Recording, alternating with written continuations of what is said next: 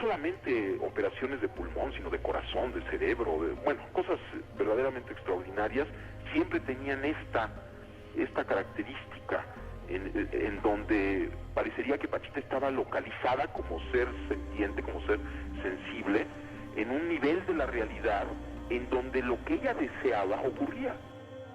Se dice que los chamanes obtienen su poder de las fuerzas de la naturaleza, incluyendo las de los animales, para mediar entre el mundo ordinario y el mundo de los espíritus, por lo general en estados alterados de conciencia. Aseguran tener la capacidad de controlar el tiempo, profetizar, interpretar los sueños, usar la proyección astral y viajar a los mundos superior e inferior. Las tradiciones de chamanismo han existido en todo el mundo desde épocas prehistóricas. Hay muchas variantes de chamanismo en el mundo, pero hay que aclarar que el chamanismo proviene de chamán, que es propio de la región de Siberia, aunque, como señala Mircea Eliade en su intento por hacer una historia general del chamanismo, hay una diversidad de chamanes esparcidos en todo el mundo, y les caracteriza el hecho de ser médicos y guías espirituales que realizan ascensos hacia el cielo. Bárbara Guerrero, mejor conocida como Pachita, nació en Parral, Chihuahua, alrededor del año 1900. Fue abandonada por sus padres y un chamán afrodescendiente de nombre Charles la acogió, enseñándole el mundo de la curación y el manejo energético. Su primera experiencia como curandera fue, según dicen, con un elefante bebé al que ayudó a caminar. Se mudó a Ciudad de México y se estableció en el edificio Río de Janeiro, en la colonia Roma, donde hoy en día se conoce como la Casa de las Brujas. Se hizo conocida en la ciudad por curar a las personas con los síntomas más mínimos de malestar, hasta realizar las operaciones más complejas sin antecedentes médicos. En sus inicios como cirujana psíquica, para atender a los pacientes les pedía llevar alcohol, vendas y una sábana. Las cirugías más dramáticas de Pachita consistían en abrir al paciente con un cuchillo de cocina, extraer los órganos dañados y colocar uno nuevo, el cual materializaba de forma milagrosa. Para cerrar las heridas, solamente las tapaba con sus manos y el sufrimiento se iba. Cabe aclarar que jamás utilizó anestesia.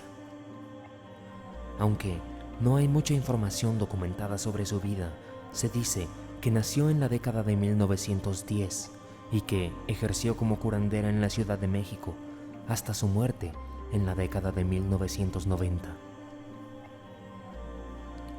Afirmaba que sus poderes curativos provenían de fuerzas sobrenaturales y espirituales. Según las historias que se cuentan sobre ella, Pachita decía tener la capacidad de canalizar y controlar estas fuerzas para curar a sus pacientes.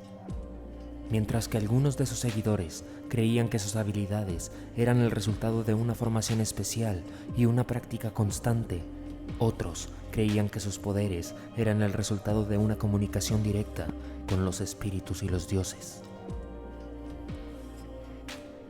En cualquier caso, Pachita era conocida por su habilidad para curar enfermedades físicas y psicológicas, y su reputación como curandera se extendió a través de México y mucho más allá.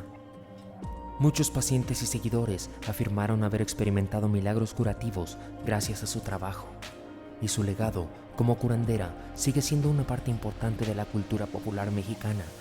Fue honrada y venerada por muchos en México y otros países por sus supuestos poderes curativos y su capacidad para ayudar a las personas. Se decía que para hacer sus cirugías, ella cedía su cuerpo a Cuauhtémoc, quien fue el último tlatoani de la ciudad azteca de Tenochtitlán durante la época prehispánica de México. Fue elegido como tlatoani después de la muerte de Moctezuma II durante la conquista española de México y lideró una resistencia valiente contra los invasores españoles, pero a pesar de su valentía y liderazgo, Tenochtitlán finalmente fue conquistada en 1521 y el imperio azteca cayó. Sin embargo, No se conocen poderes sobrenaturales o mágicos que se le atribuyan a Cuauhtémoc. Es recordado principalmente por su liderazgo en tiempos de conflicto y su defensa valiente del pueblo. Volviendo al tema anterior, Pachita se convirtió en una figura popular en los años 60 y 70 debido a sus afirmaciones de realizar cirugías sin anestesia o sin incisiones, simplemente manipulando la energía psíquica del paciente. Se decía que podía curar enfermedades y lesiones, incluso materializar órganos faltantes como el hígado o el estómago. Hay varias teorías sobre cómo Pachita lograba estos supuestos milagros. Algunos creen que utilizaba técnicas de hipnosis o sugestión para hacer creer a sus pacientes que habían sido curados. Otros sostienen que tenía poderes sobrenaturales y que podía manipular la materia con la energía psíquica. Durante los años 70 y 80, varios científicos, incluido el neuropsiquiatra y psicoanalista Jacobo Grinberg, investigaron sus prácticas y testimonios de pacientes que aseguraron haber sido curados por ella. Los testimonios de pacientes incluyen la curación de afecciones psicológicas y físicas como ansiedad, depresión, dolor crónico y enfermedades muy graves como el cáncer.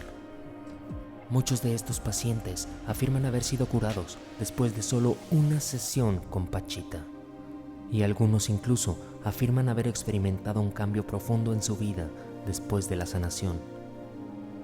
Grinberg fue uno de los científicos más prominentes que investigó sus habilidades, llegando a la conclusión de que tenía una habilidad especial para curar a sus pacientes.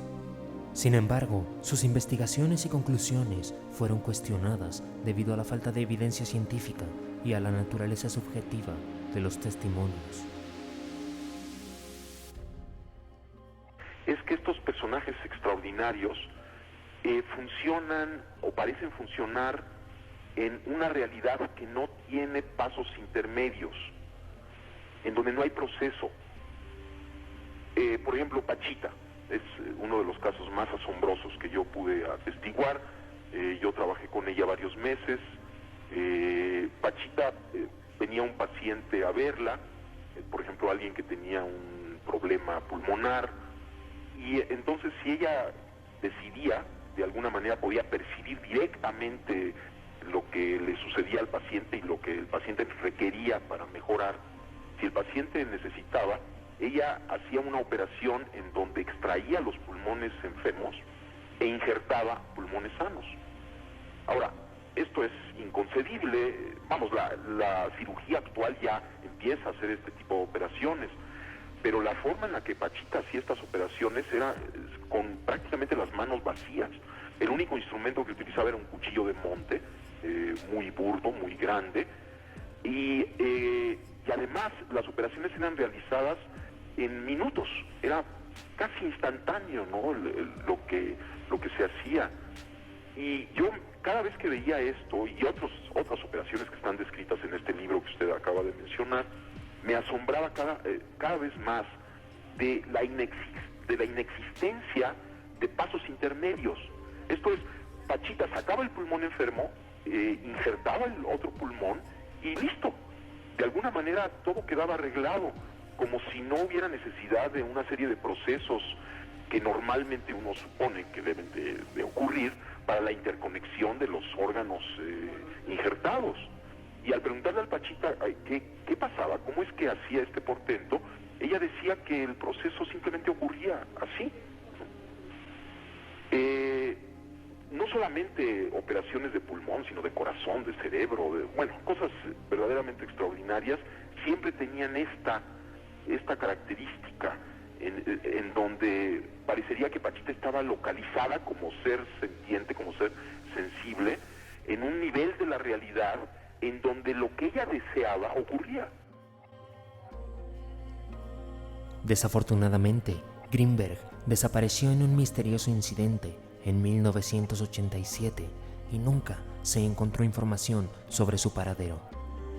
Su desaparición y la falta de evidencia sólida para validar sus investigaciones significó que su trabajo siga siendo objeto de controversia y es considerado poco confiable por la comunidad científica.